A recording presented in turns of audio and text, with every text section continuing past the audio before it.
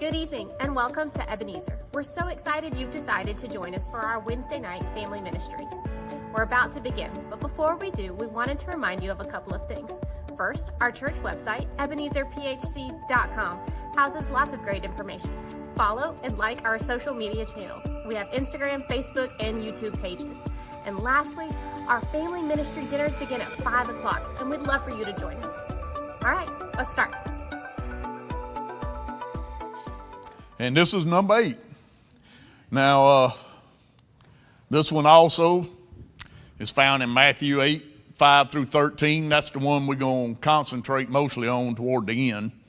It's also found in Luke 7, 1 through 10. And I actually got them listed up there backwards because we're going to go through Luke first and then we'll go through Matthew. But it's located in Capernaum. Jesus done, kind of his headquarters was in Capernaum. But we're talking about miracles, and I know a lot of y'all have witnessed some miracles here in our life. I've witnessed quite a few. Some of them fabulous, some of them unbelievable, some of them just little minor miracles. But one of the miracles that I'm going to bring forth tonight, maybe, get my paperwork straight. We had, I know y'all see this little thing here and you're wondering what in the world. Mamas will probably recognize this. I don't know if daddies will or not. I call them a snot slurper. I don't know if that's what you'd call it or not. I don't know what the correct thing is, but little babies, you use it when their nose gets stopped up to clear their heads out. Well, we had in our family, Linda's youngest sister, Mary, she had triplets. And well, they had a little boy, Trey. What was he, 4 when they had triplets? He was 5 when they had the triplets. Once they had Trey, they were trying to have another child. And anyway, finally, she got pregnant with triplets. That's a massive undertaking. We'll go to the picture of one of them. I don't know how clear that is, but you see that thing in the right corner? That's one of these. You see how big it is compared to the head of that baby. These babies were born at 29 weeks. You're supposed to go 40. 29 weeks. Mary was a small woman. Well, she wouldn't. When she was pregnant with triplets, she looked kind of like one of them weather balloons. She was a whole lot more round than she was tall. But she started having minor complications and all. They had to get her off her feet. They had to put her in the hospital. They was going to have to take the babies. When the time came, in fact, they were born December 26. What year? 1996. I got all this information up here, I just can't read. But they were born December 26th. And the three of them was Holly, David, and Rebecca, 2 girls and a boy. Holly was 2 pounds, 14 ounces.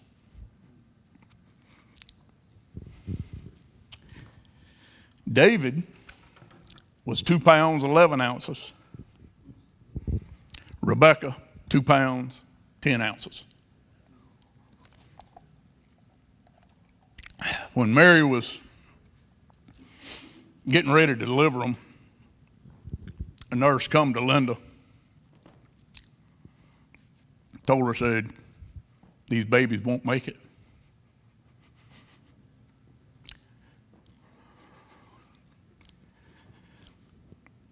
Said the chances of their survival was slim.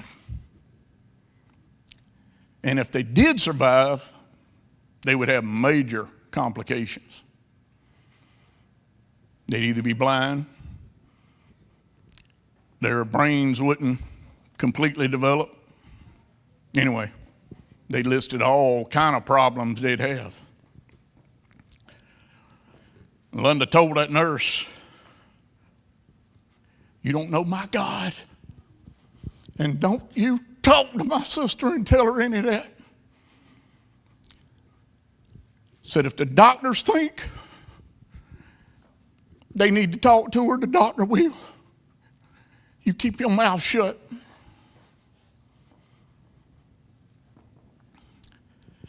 The children born, obviously they went into NICU.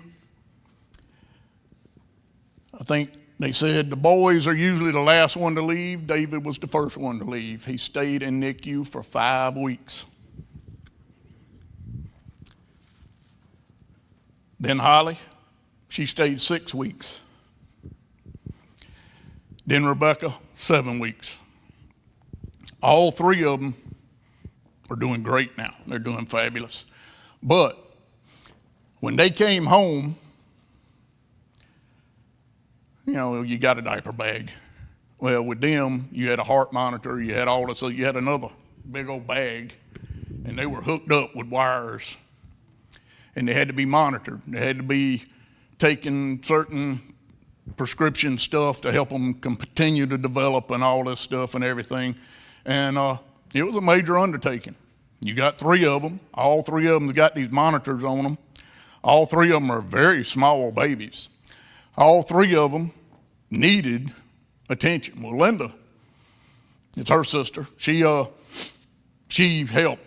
a lot. In fact, their whole family helped a lot. They would go and, you know, help babysit, help feed. I mean, you're talking about feeding 3 youngins at one time. And they also have all these monitors and medications and all that stuff. Well, later on into it, it was, there's a miracle in itself, them living. Them living was a miracle in itself, and they did, and they done fabulous. But later on, Linda decided, Mary and Freddie, her husband, they needed a night off. We told them we'd keep the youngins. They weren't, but how old then? Been home from the hospital. They'd been home from the hospital about 4 weeks, so we keeping them. Yeah. We get to going, well, triplets. You know the troubles that have come with handling more than 1 baby. 1 baby's enough, 2 babies a lot, 3, come on, get real. But anyway, we're keeping them. And you have to give them medication, you have to feed them, all this stuff, and then we had to tuck them in and all and everything, and we get them all settled down. They all 3 in their little, what you call it, bassinets or whatever, car carrier, whatever they are. Got all of them in them. I get in the shower.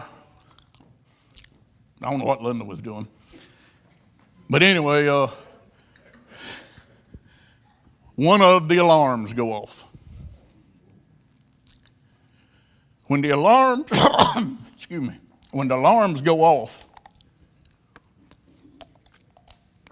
it either meant their heart stopped or they weren't breathing. Little Beck wouldn't breathing.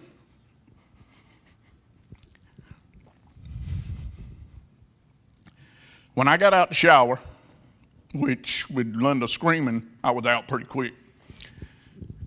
Dried off, got dressed. No, I didn't. Anyway, I come running in there to see what's going on, and Linda's got back up trying. She's beating her on the back. They teach a child CPR. That was something with them, you had to learn it before they would let you keep them or before they could even come home from the hospital. You had to know it. Well, we had the infant CPR. She'd done everything they said, nothing was working. We'd called 911 to get an ambulance there. Linda's working on them, tried CPR again, it wasn't working. She's beating her on the back. Poor youngin' probably still got problems. She's beating the fool out of her and she wasn't breathing. I started working on her, and what we eventually found out had happened is when she went to sleep, she spit up. Well, when she spit up, it all went in her nose. Well, babies don't breathe through their mouth. They breathe through their nose. So therefore, she could not breathe.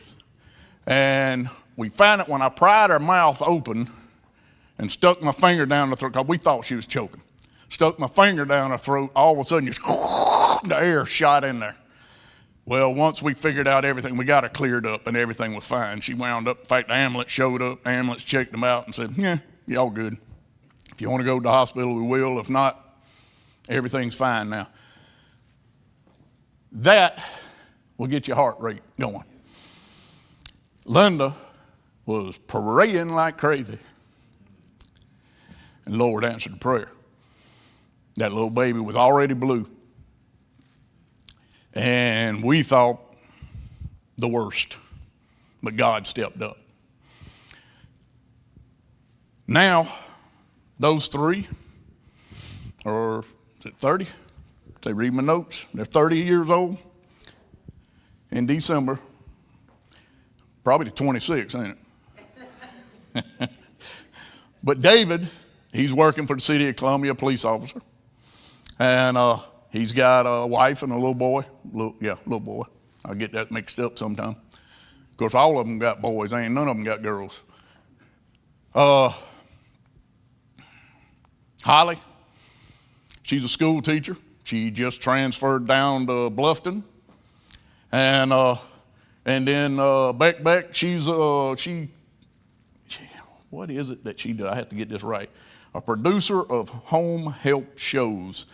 She went to college and got a degree in the movie stuff. Anyway, she wound up stationed in California for a while, but now she's in North Carolina. But she's a producer of shows. But all three of them are doing excellent. All three of them went to college. All three of them finished college excellent. And all this, they were born less than 3 pounds, all three of them. No chance of living, or very slim chance of living, and even slimmer that they would be functional adults. All three of them doing fabulous. But that is one of the miracles. I'm going to save other ones for later just because I might need it to kill time. To finish out my time. But we got the miracles of Jesus, and this is miracle number 8. Now, we have to remember, he's been preaching now for about a year, a little over a year now, and going around, and he's doing miracles. We know he done the miracle of making wine at the wedding thing, first miracle. He done a lot of healings. Peter's mother-in-law, the official son, last week was leprosy. Death sentence back in them days if you had leprosy. Driven out evil spirits. To me, that would be the toughest one. You're head to head with the devil. You are head to head with the devil, but Jesus can handle anything. It don't matter. He tell it to leave, it's gone. Caught a tremendous amount of fish here a little while back. I need him on my boat regular. One of the ones where Lane had taught, he healed a bunch of people. Healed a bunch of people and had a lot of sick and oppressed people. I don't know how they call that one miracle. When you heal a bunch of them, wouldn't it be a bunch of miracles? But anyway, our book says it was a miracle. Maybe it was they classified it all in one day. He healed a pile of people. All right, ours, this one, Jesus cures the centurion's servant. A centurion was a Roman, we'd call him an officer. He was over anywhere from 80 to 100 people was the average centurion's group. Sometimes they would go up to about 200 people, but generally it was around 80 to 100. It's the smallest group of Roman soldiers in a legion. A legion of Roman soldiers was usually, a large legion was up to 6,000 men, which would have a bunch of the centurions in it. The centurions was the first line of defense. They were the foot soldiers mostly. They were the ones that fought. They also carried their swords on the left side, mainly because they had the long sword, quick draw. They were ready to fight. If you got it here and you got to pull it up, it's all kind of trouble. But he carried it on the left side for a quick draw. They got their promotions. Now let me back up just a touch. A lot of the Roman superior officers bought their rankings. They knew somebody, or they had a lot of money, or they were somebody anyway, and they got their promotions that way. The centurions were soldiers to start with, and if they showed good leadership, or if they showed a lot of bravery, they got this position. They got their promotions by showing leadership ability and bravery. Now this particular one is an unlikely situation. A centurion, being a Roman officer, you wouldn't think he'd be humble. You wouldn't think he'd be faithful. You wouldn't think he would believe in Jesus. The Romans were powerful. Their army was powerful. They ruled the world back then. They ruled it all. And if you were an officer for the Roman, you felt entitled. You were somebody. You weren't humble. You weren't gracious. You told people what to do, and if they didn't listen, well, you took disciplinary action against them. And they had the authority to take the disciplinary action against them. He definitely wouldn't take anything off some Jewish teacher.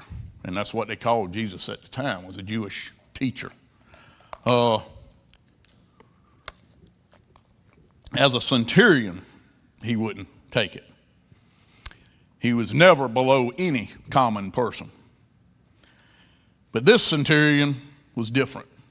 He was a Gentile, which the Jews did not socialize with the Gentiles, period. They had nothing to do with them. Jesus did, but the Jews did not. He was a Gentile, and he had faith. He had a lot of faith. Let me get this snot slurper out my way.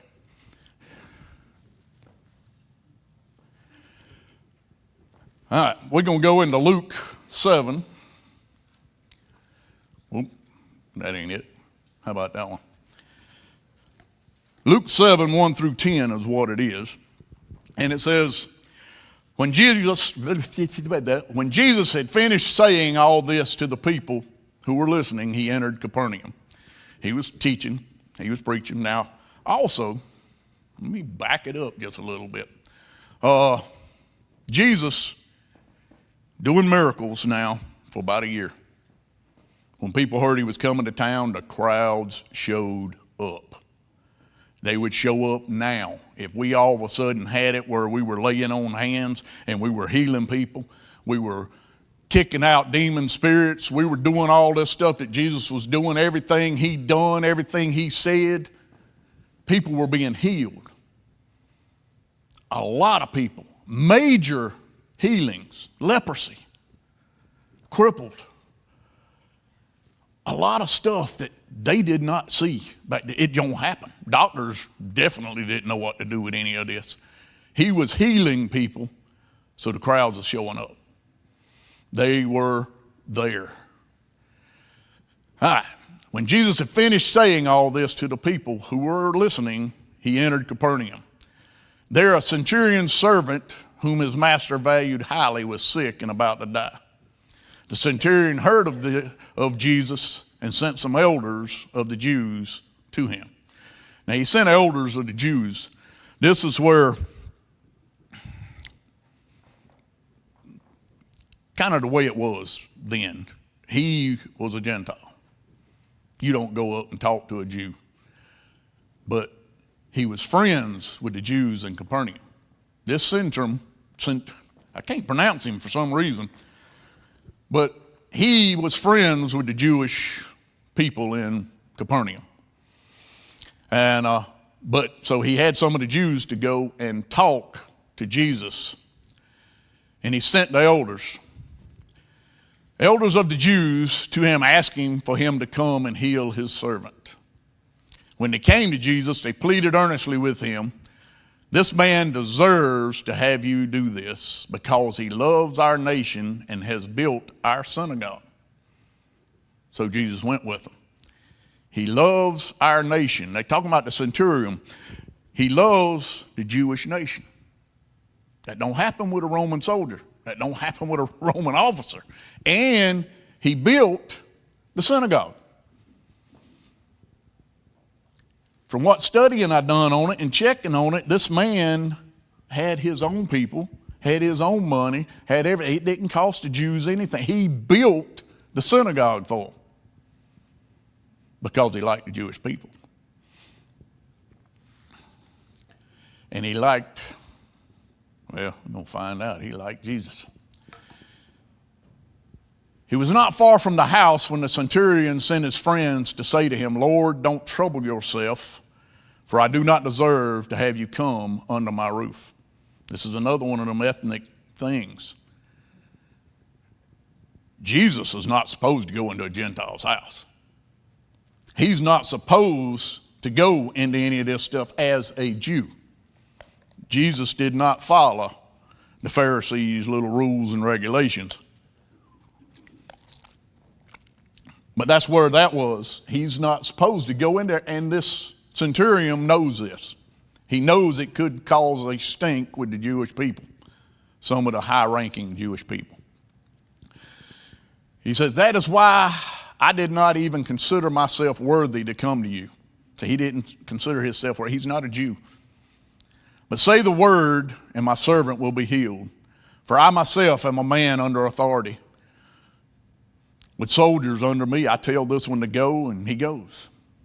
I tell that one to come, and he comes. And I say to my servant, do this, and he does it." He knows of authority. He is under authority. When they tell him to do certain things, he gets it done. And he is over quite a few people. And he knows when he tells them to get it done, they get it done. And in the Roman army, you take an order, you do it. If you don't do it, they didn't play back then. They didn't play. If you didn't do it, you were punished. And the Centurion group was the ones that enforced a lot of the punishments. When Jesus heard this, he was amazed at him, and turning to the crowd following him, he said, "I tell you, I have not found such great faith even in Israel." Then the men who had been sent returned to the house and found the servant well. Jesus saying there, "I have not found such great faith even in Israel." Jesus knows your heart. He knew this centurion's heart. He knew what this centurion believed. And he hadn't found that faith in Israel. all the Jews, all the Pharisees. This man had faith. He had a lot of faith. I'm getting behind on my paperwork. Can you give me a second?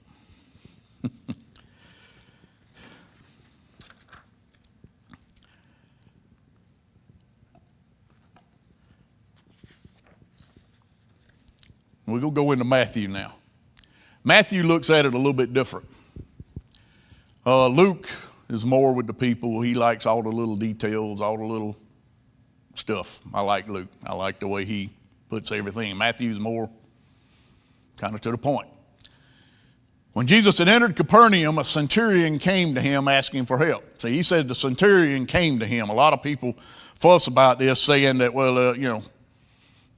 this was one of them controversies in the Bible. Luke says one thing, Matthew says another. Matthew took it with, that's kind of like President Trump telling somebody to do something. President Trump says such and such, and he tells J.D. Vance to go and tell him so-and-so that Trump said it. Well, Trump said it. Well, this is how Matthew looks at it. The centurion sent somebody to say it, so therefore the centurion said it. A centurion came to him asking for help. Lord, he said, my servant lies at home paralyzed, suffering terribly. They say he was paralyzed. Some of them say he had palsy. Some of the stuff said he may have had an accident. They like to look at it as the man was fine. There wasn't a problem with him, and now all of a sudden he is paralyzed. Because he wouldn't have been a main servant for the centurion if he always had trouble. But the centurion was a very humble man, which is unusual for a centurion. He was a faith-believing man. He believed in Jesus. He knew who Jesus was. He'd heard a lot about Jesus, and he'd come to get Jesus to help. He knew the only person that could help his servant was Jesus. Jesus said to him, shall I come and heal him? The centurion replied, Lord, I do not deserve to have you come under my roof. But just say the word and my servant will be healed. For I myself am a man under authority, with soldiers under me. I tell this one to go and he goes. I tell that one to come and he comes. I say to my servant, do this, and he does it. I had a dry throat working this garden all day today, and has dehydrated me.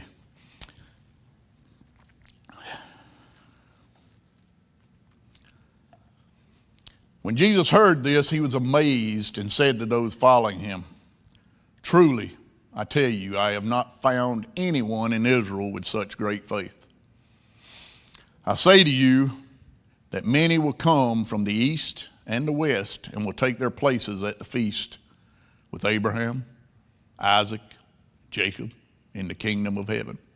This is another spot in the New Testament where it is verification that a lot of the people in the Old Testament will be in heaven. Some people claim that they won't be there because they didn't go through Jesus and they didn't do all the things, all the sacrifices, or they had problems and some of them wouldn't be there. This right here is proof that they're going to be there.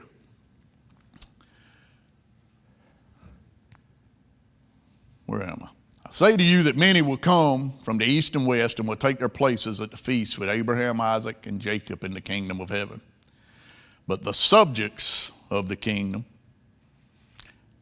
or should we say the subjects of the world, the subjects of the Jewish people that didn't believe wholeheartedly, will be thrown outside into the darkness where there will be weeping and gnashing of teeth. He's saying right there, a lot of the people, even in the New Testament, I don't remember the scripture exactly, but he said a lot of people will say, Lord, Lord. And he says, depart from me, I never knew you. Right there's another situation with a lot of them, even the Jewish, the Pharisees, even us. Then Jesus said to the centurion, go, let it be done just as you believed it would. and his servant was healed at that very moment. Now, when this centurion, he had faith. He had love for the Jewish nation.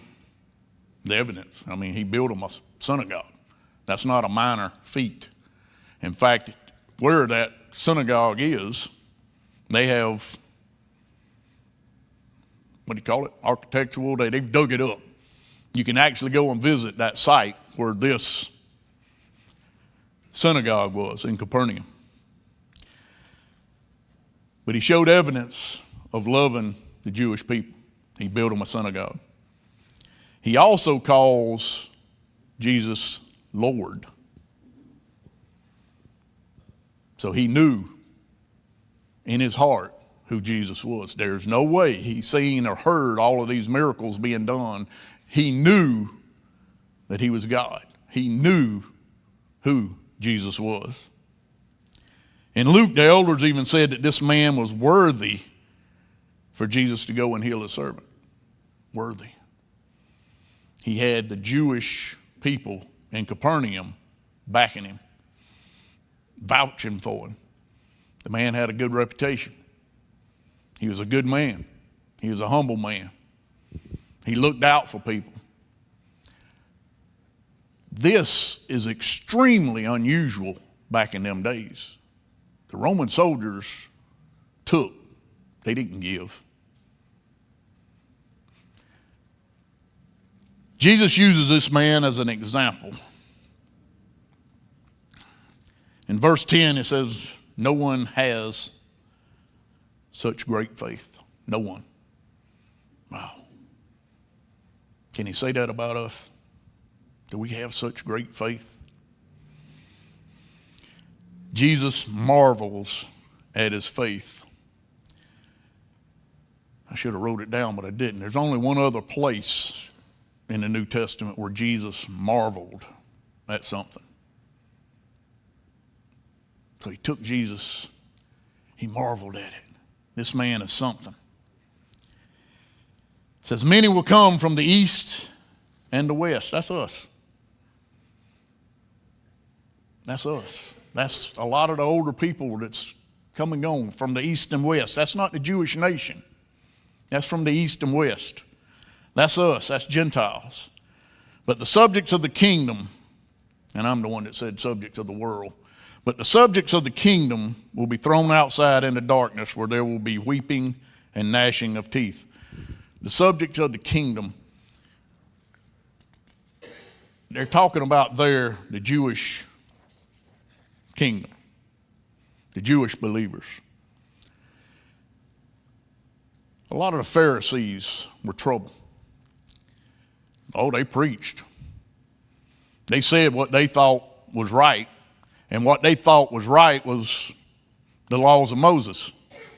Jesus come along and has done away with the laws of Moses. They were fighting this situation and refusing to believe Jesus was who Jesus was. Just because you're a Jew doesn't mean you're going to heaven. Just because you're a Christian doesn't mean you're going to go to heaven. God knows what's in your heart. He knows what you do every day. What's that preacher that I had up there the other day? There is nowhere where there is a where God is not. You can't be anywhere where God is not, or where God knows what you're doing and what's going on. And if you don't have your heart clear, your mind clear, and you have asked for forgiveness, it is said in the Bible many, many, many, many times, forgive those who trespass against you. If you don't forgive those, he will not forgive you. If you are not being forgiven, don't think you crashing the walls of heaven and going on in. You ain't going to make it.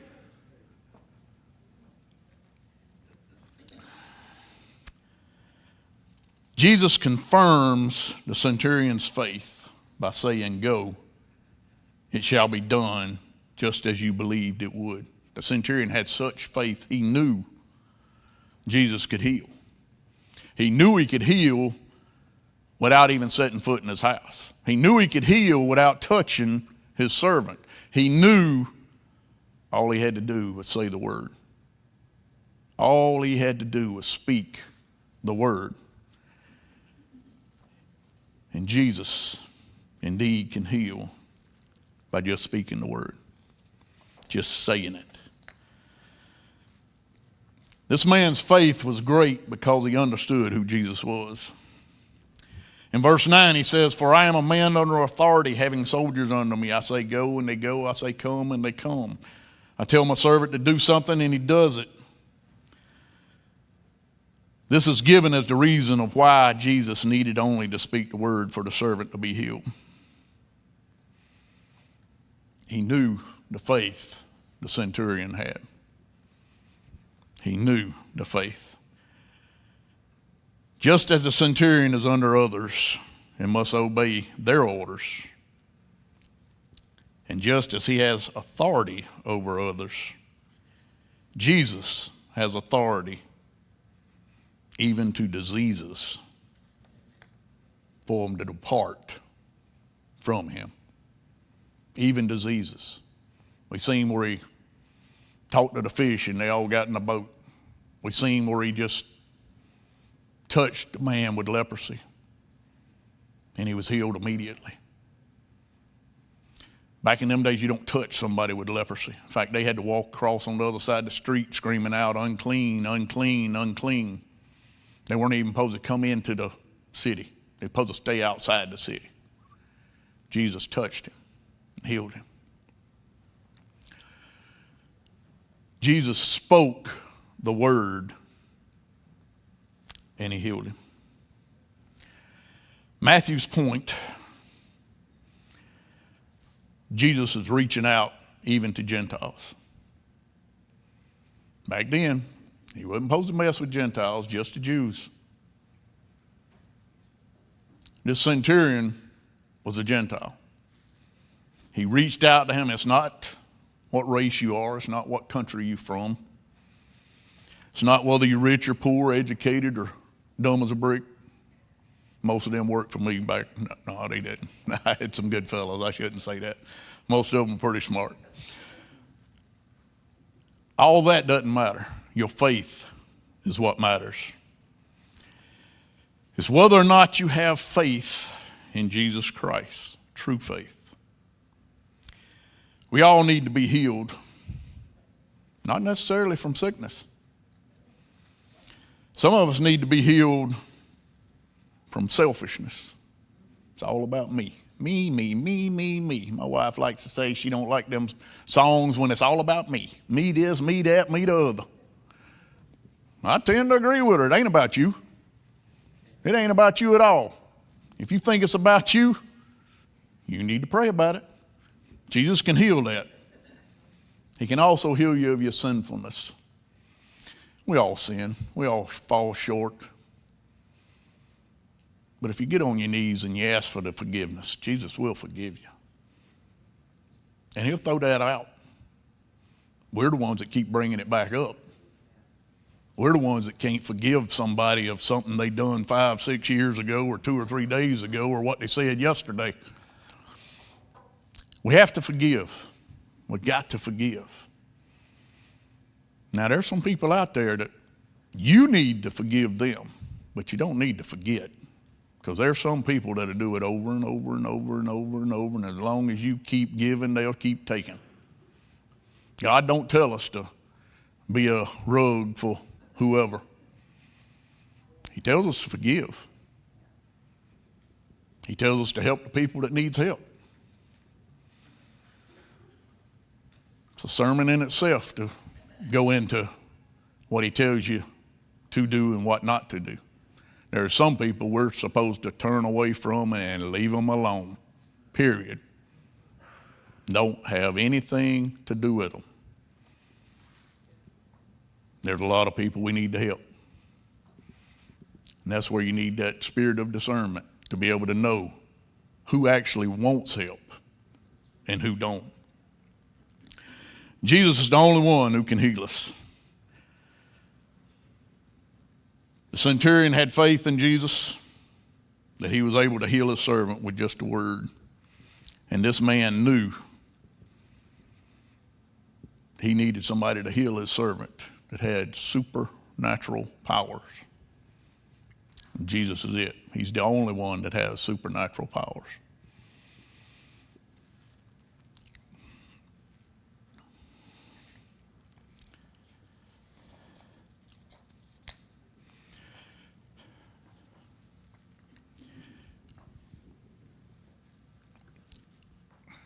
I got a dry throat. The centurion was an unusual man for a Roman soldier. Jesus knew it in his heart, not in Jesus' heart, in the centurion's heart. He knew the centurion's heart. He knew he had the faith. He knew he believed. And he healed his servant with just speaking his word. We need to have the faith. We need to have the knowledge of the Bible. We need to know all these things. And the Bible even says, where God speaking says, my people are destroyed due to lack of knowledge. My people are destroyed due to lack of knowledge. Do we have lack of knowledge? And he's talking about the Bible, knowledge of God. Do we destroy ourselves due to lack of knowledge? Do we destroy ourselves due to selfishness and sinfulness? We have to believe. You have to have the faith. You have to clear your heart and soul. Like I say, we screw up. We do stupid stuff. Well, except me. We all mess up. Sometimes we even say stupid stuff. But we have to ask for forgiveness, and we have to forgive others.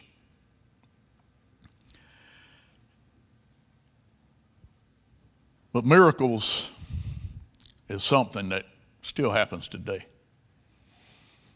In fact, I see some of them, it just makes me say, wow, sometimes, because, well, I garden a lot. And this is the season. In fact, I pick it, she has to put it up. She told me the other day I needed to quit bringing it in. She couldn't put up no more. I said, oh, don't worry, baby, it's only another month. As I was toting a bushel of tomatoes in. No, that was a bushel of peppers. I'm working on the tomatoes now, but she done put up corn. She done put up, I love peppers, hot peppers. Of course, hot peppers will make you talk.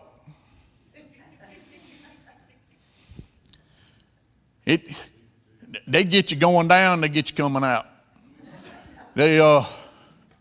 She think I'm having a come to Jesus meeting that morning.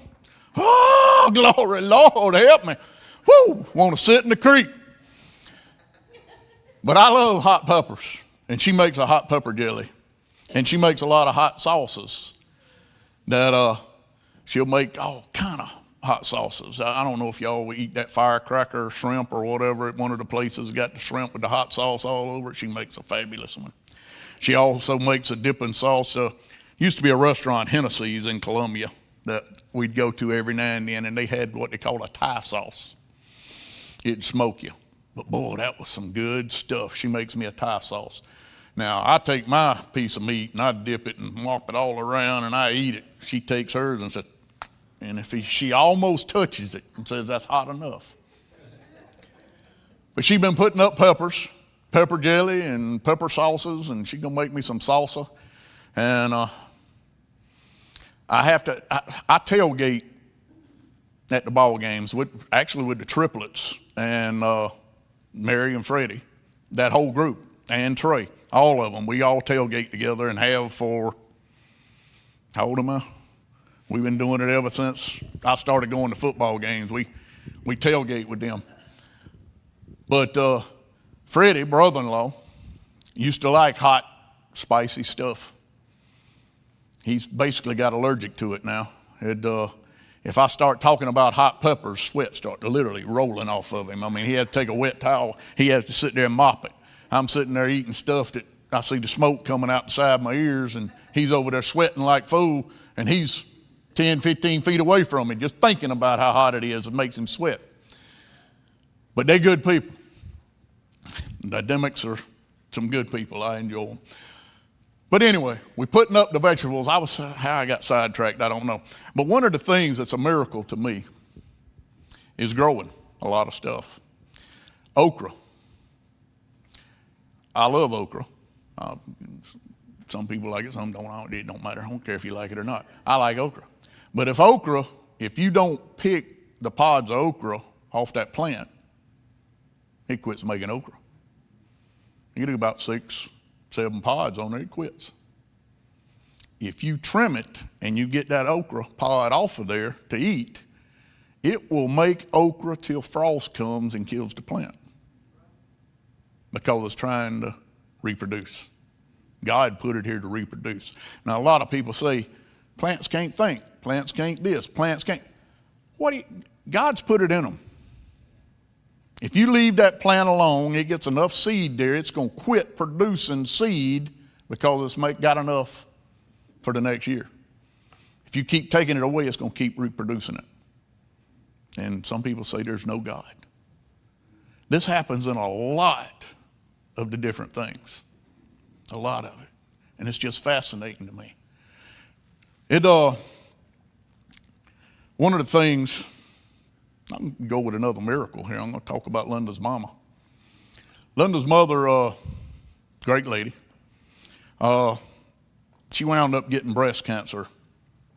I don't know how long ago, dates leave me. She got breast cancer, and then it went into her brain and got brain cancer. And she got where she couldn't talk, hardly. She couldn't hardly walk. She couldn't remember hardly anybody. Very, very few. She remembered Linda. She didn't forget Linda. She'd remember me sometime. Very few people did she remember. But when somebody come into the room, she'd ask them, "Do you know Jesus?" And she could speak clearly. And if you didn't know Jesus, she'd tell you about him.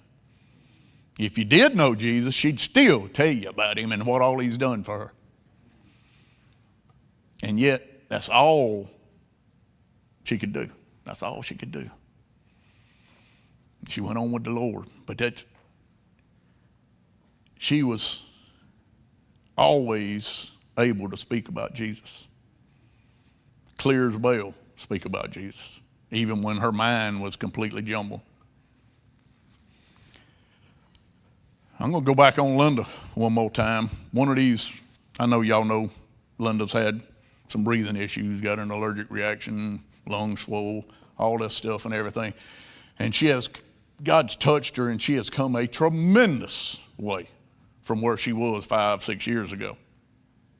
But one of the things that even fabricated doctors, she had an x-ray done one of these Julys a little back, and x-ray on her lungs, because that's where her problems is. I'll make her breathe too hard. She gets excited when I get close to her. That's just one of them things. But they done x-ray on her lungs after this reaction, and her lungs were scarred all up, scar tissue all over her lungs. You get scar tissue, it don't go away. I got scars all over me. I've had stitches 14 times. I've broke a few bones. And it wasn't all at one time. I didn't get them all at once. I decided to stretch it out. But I got scars, and I still got scars. Scars don't go away. Linda had an x-ray in July one of these years. Her lungs were loaded with scars. 2.5 months later, they had to do another x-ray for some, I don't forget what reason. She likes doctors. They done another x-ray, And the doctor come back. He said, there's no scar tissue. He said, this is impossible.